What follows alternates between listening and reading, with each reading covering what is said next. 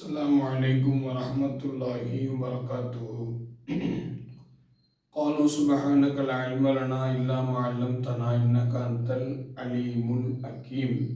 قال الله تعالى في القرآن المجيد: أعوذ بالله من الشيطان الرجيم بسم الله الرحمن الرحيم. قل هل يستوي الذين يعلمون والذين لا يعلمون إنما يتذكر أولو الألباب. صدق الله العليم. وقال النبي صلى الله عليه وسلم: اقرأوا القرآن فإنه يأتي يوم القيامة شفيعا لأصحابه أو كما قال عليه الصلاة والسلام.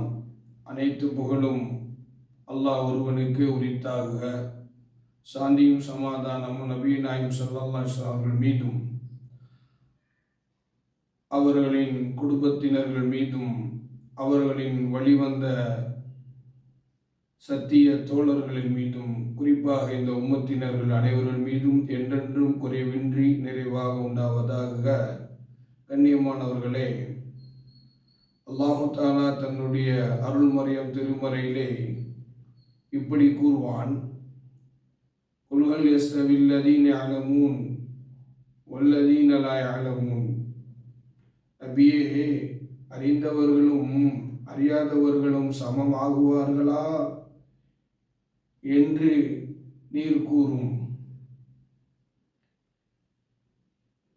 இன்னமா யதக்கரு உலுல் அல்பாப். நிச்சயமாக உபதேசம் பெறுவதெல்லாம் அறிவுடையவர்கள்தான் என்று அல்லாஹ் குறிப்பிடுகிறான். பொதுவாக இந்த உலக வாழ்க்கையில் எல்லா மனிதனுக்கு கொடுக்கப்பட்ட எல்லா விஷயங்களுமே அமானத்து தான். ஒரு சில பொருள்கள் உயர்வானதும் இருக்கு, ஒரு சில பொருள்கள் தாழ்ந்ததாகவும் இருக்கும். அந்த வரிசையில் அல்லாஹ்விடத்தில் உயர்ந்த அமல் என்று சொன்னால் அல்லாஹ்வுடைய கலாம் தான். அந்த அல்லாஹ்வுடைய கலாமை எல்லா காலத்திலும் எல்லா நேரத்திலும் அதை ஓதிக்கொண்டே இருப்பது அல்லாஹ் இடத்துல உயர்ந்தது. அதனால தான் ரசூல் ஸல்லல்லாஹு அலைஹி வஸல்லம் அவர்கள் ஒரு ஹதீஸில் எப்படி சொல்லுவாங்க: இக்ரவுல் குர்ஆன, புனிதமிக்க இந்த குர்ஆனை நீங்கள் ஓதி வாருங்கள்.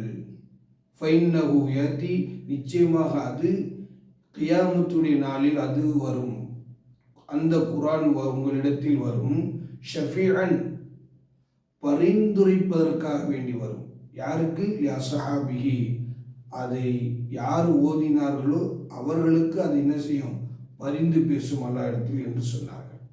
அப்போ இந்த உலகத்தில் குர்ஆனை நாமே ஓத வேண்டும், அதன்படி அமல் செய்ய வேண்டும். அப்படி அந்த ரெண்டு விஷயங்கள் இருக்கின்ற பொழுது அந்த குர்ஆன் கியாமத்தினால நமக்கு சாட்சியாக பரிந்து செய்யக்கூடியதாக அல்லாஹ் தஆலா அந்த குர்ஆனை நமக்கு சாதகமாக ஆக்கி வைப்பான். நாமளும் குர்ஆனோடு தொடர்பிலே இருக்கணும். இன்னைக்கு உலக வாழ்க்கையில் நிறைய பேர் சொல்லக்கூடிய ஒரு விஷயம் என்னன்னா, எங்களுடைய வீட்டில் பரக்கத்தில்லை, எங்களுடைய வியாபாரத்தில் பரக்கத்தில்லை அப்படின்னு சொல்கிறாங்க.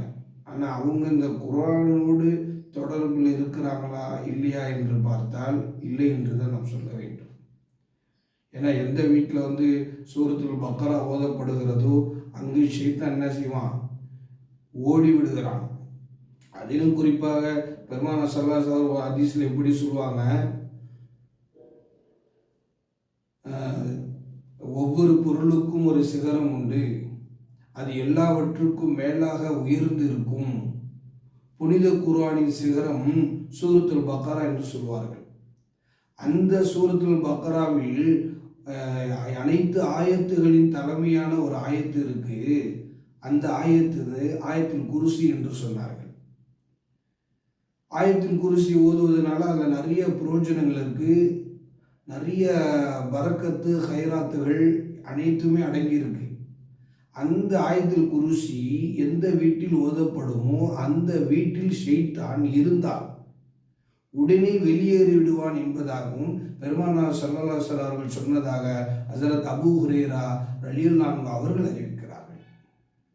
ஆக இந்த சூரத்துல் பக்கரா இருக்க குரானிலேயே பெரிய சூரா என்று சொன்னால் சூரத்துல் பக்கராவை தான் நாம் சொல்வோம். அதில் ஒரு சிறப்பு மிக்க ஆயத்து இருக்குது என்று சொன்னால் அது ஆயத்துல் குர்சி. ஆக அந்த ஆயத்துல் குர்சியை நாம் வளமையாக ஓதுவோம். அதன் மூலமாக இறையருளை பெறுவதற்குண்டான வழிகளை அல்லாஹ் தஆலா லேசாக்கி வைப்பானாக. குறிப்பாக ஷைத்தானுடைய எல்லா விதமான தீங்குதலை விட்டும் தீண்டுதலை விட்டும் நம் எல்லோரையும் பாதுகாத்து அவனுடைய அருளோடு நம் எல்லோரும் ஒன்று சேர்ப்பானாங்க. ஆகிரு தாவன் அல்ஹம்துலில்லாஹி ரப்பில் ஆலமீன். அஸ்ஸலாமு அலைக்கும் வரஹ்மத்துல்லாஹி வபரகாத்துஹு.